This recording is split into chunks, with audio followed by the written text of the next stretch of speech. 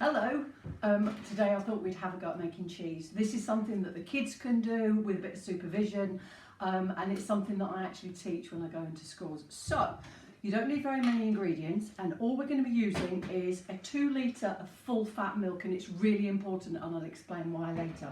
The other thing we're going to need is some full fat yoghurt. I've got Greek yoghurt, but you need to make sure that it is 100% full fat. Do not get the 5% or 0 fat. And the last thing that actually turns it into cheese is lemon juice. That's it. And all I'm going to do to start off with is put my milk into my saucepan and heat it to boiling.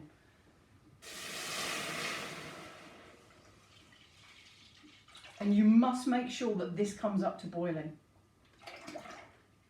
Whoop, a bit of mess. And you need a big saucepan as well. Out of the way.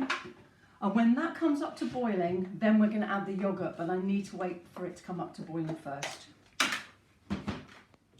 Milk is almost up to the boil, so as soon as it comes to the boil, you need to add in the yoghurt. And the yoghurt I've got is 500 grams, and as I said before, it's 500 grams of the full fat Greek yoghurt. You can use full fat regular yoghurt, but I just prefer the flavour of this. And then the last thing that you're going to be using, as I said, is the lemon juice. So, very carefully, just make sure it doesn't over boil, because it has a tendency. I've done this so many times and had an old volcanic eruption.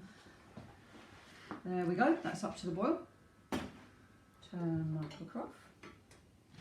And this just goes all in one go. The reason you're adding this yoghurt in is because you want more protein in there. And protein is the bit that forms the curds and the whey. So we're going to separate out the curds and the whey using the lemon juice.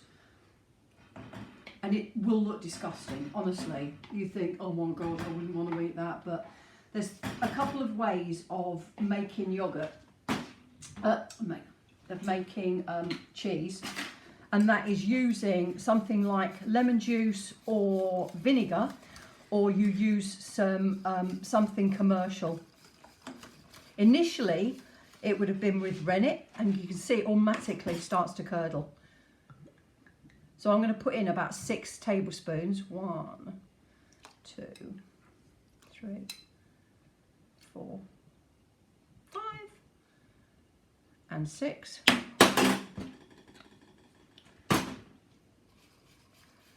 And then we start getting the proper curdling. And it separates out into this clear liquid, which is the whey, and the lumpy bits, which are the curd. That's that done. And now we need to strain this. Traditionally, you would use cheesecloth, but who has cheesecloths? Because I've got some brand spanking new cloths, some J cloths, and I am just going to strain this through. You can use a sieve, you can use a colander. I like to use a single layer with a ladle, and then just pour it in.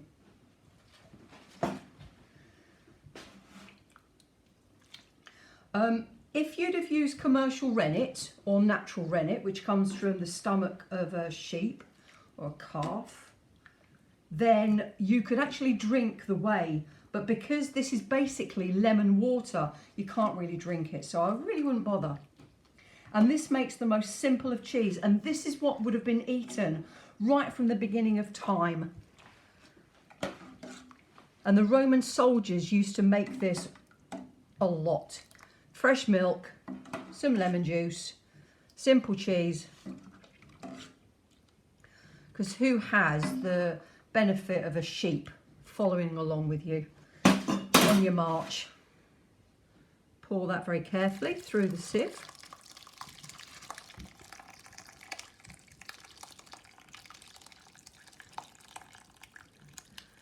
Normally when I'm doing this with my students, they're all groaning and in by now, because it doesn't look the most appetising, let's just be honest. My son, who's videoing, says it looks like popcorn. How he thinks it looks like popcorn is beyond me, but there you go. It doesn't look anything like popcorn. So we're just going to strain this off. Okay, this has been draining for a few minutes, but we need to get a little bit more water out of it. And it's hot, so be careful. So what I tend to do now is get a second fresh clean cloth, pop it in, and then squeeze a bit more of that water out. Not water, whey. So I've got all my lovely curds sitting in here, and then I'm just going to squeeze a bit more of the whey out. What you can also use is the bottom of a ladle just to squeeze it out a little bit more. The more you get out at this stage, the firmer your cheese will be in the end. So just spend a few minutes. I like to not take a huge amount out. So I reckon that's just about it for me now. Whoops. Okay. And then we're going to add the last thing in, which is some seasoning. And that's all this is. So it's fresh milk, some fresh yogurt, and then we've got a bit of lemon juice and a bit of salt, and that's all you're going to use. So tip this out. Excuse me. Close up here then, Mr. Joshua.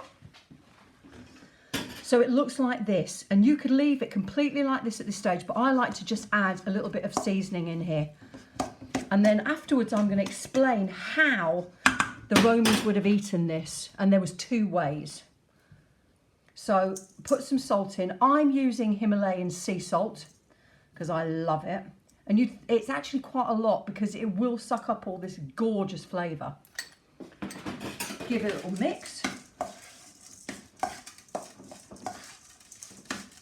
I love it at this stage. And then, because I want to shape my cheese again, I'm going to tip it back into my cloth, and then I'm going to mould it. So back into my cloth.